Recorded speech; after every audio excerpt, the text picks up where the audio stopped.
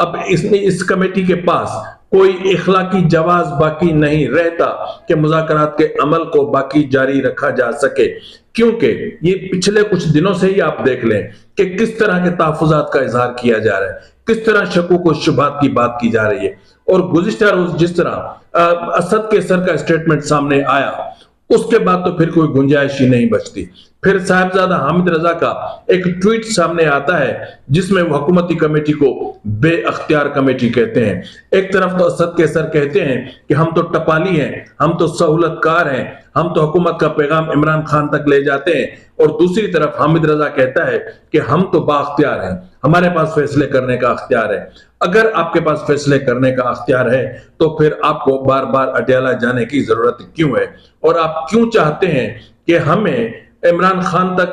बगैर किसी तात्तुल के रसाई चाहिए? यानी हम चाहें तो 1 घंटे